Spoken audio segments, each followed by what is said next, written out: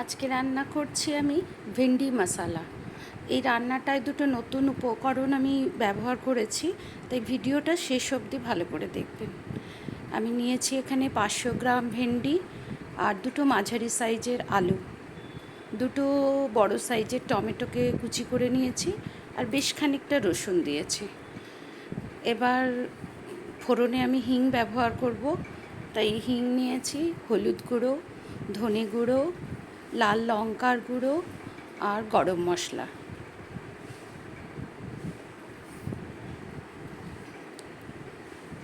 এবার কড়াইতে আমি 2 টেবিল স্পুন মতন সর্ষের তেল নিয়ে গরম করতে দিচ্ছি।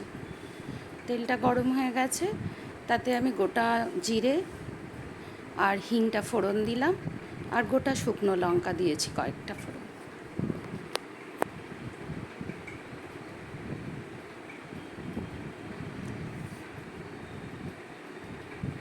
ফোড়নটা ভালো মতন ভাজা হয়ে গেলে এর মধ্যে আমি এবার দেব রসুন কুচিগুলো।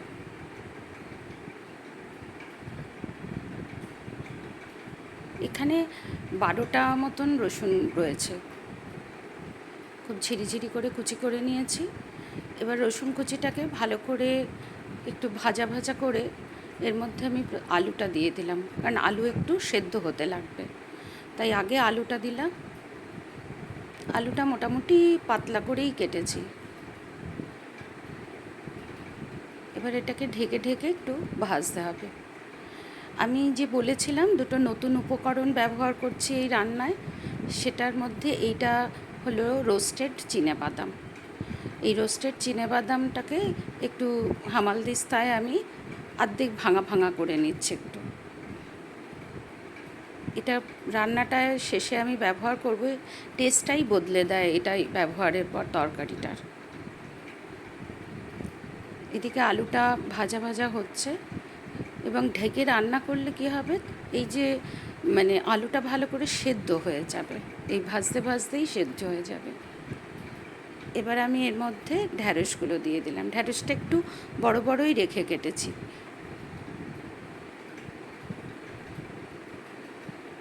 ঢ্যাঁড়স এই রান্নায় আমি যেভাবে ঢ্যাঁড়সটা করেছি, ব্যবহার করেছি যেভাবে, তাতে ঢ্যাঁড়সের মধ্যে একটা সেই স্লিপারি ব্যাপার থাকে না, লদলদে মতন, সেটার জন্য বাড়িতে অনেকেই ঢ্যাঁড়স খেতে পছন্দ করে না। বাচ্চারা তো অবশ্যই খেতে চায় না, কিন্তু এইভাবে রান্না করলে ঢ্যাঁড়সের সেই লদলদে ব্যাপারটা থাকে না একদম,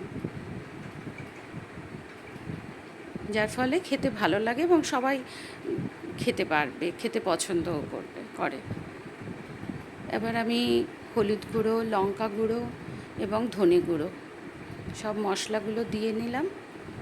দিয়ে এটাকে এইরকমভাবেই গ্যাসটাকে একটু কমিয়ে কমিয়ে ভালো করে একটু ভাজা ভাজা করব। প্রয়োজন মতন একটু ঢেকে ঢেকে দেবো, আর মাঝে মধ্যে একটুকে ভালো করে নাড়িয়ে ওপর ওপর করে এটাকে ভাজা করতে হবে। এবার আমি নুন দিয়ে দিলাম এর মধ্যে। নুন দিলে একটু সেদ্ধও হবে, একটু মজবে, সবজির মধ্যে যে জলটা আছে সেটাতেই এটা সেদ্ধটা হয়ে যাবে। গ্যাসটাকে কিন্তু মিডিয়াম টু লোতেই রাখবে।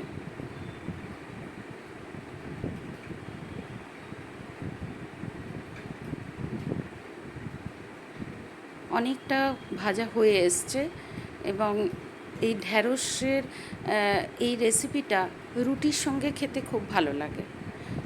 ডিনারে রুটি পরোটার সঙ্গে এটা বেশ ভালো লাগে খেতে, শুকনো শুকনো হয়। আমি টমেটোগুলো এবার অ্যাড করে দিলাম।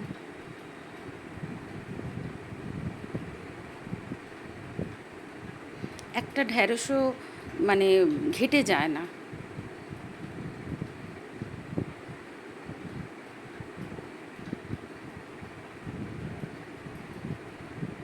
প্রতিটা ঢ্যাঁড়সও যেমন এতে গোটাও থাকে, সুন্দর সুসিদ্ধও হয়, অথচ ঘেটে যায় নাই বলে এক ফোঁটাও ওই লদলদের ব্যাপারটা হয় না।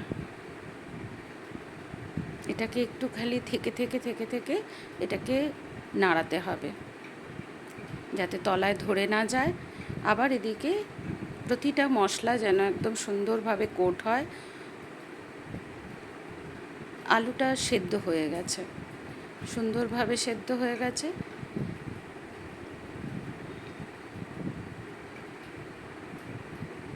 আমি এই রান্নায় খুব অল্পই একটু মিষ্টি ব্যবহার করেছি, না চাইলে কেউ এটা চিনিটাকে স্কিপ করে দিতে পারেন।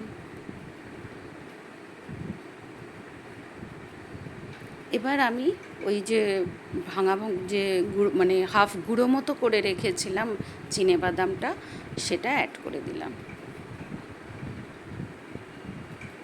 এই চিনেবাদামের গুঁড়োটা অ্যাড করাতে মানে রান্নাটার ইয়েটাই পাল্টে যায়, স্বাদটাই একদম অন্যরকম হয়ে যায় এবং খুব ভাল লাগে। মুখে অল্প অল্প যে এই নাটি ফ্লেভারটা আসে সেটা যেমন ভাল লাগে, মুখে একটু বাদামের এই টুকরোগুলো পড়ে, খুব সুন্দর লাগে খেতে।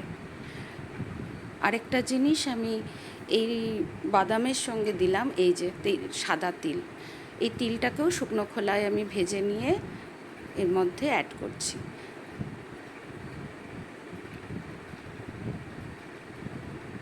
এবার একটু গরম মশলা গুঁড়োও ছড়িয়ে দিলাম।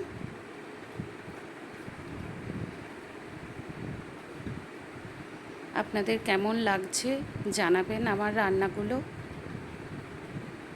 রান্নাটা মোটামুটি হয়েই এসছে, একটু ধনেপাতা ছড়িয়ে দিয়েছি, এবার প্রায় নামিয়েই দেব।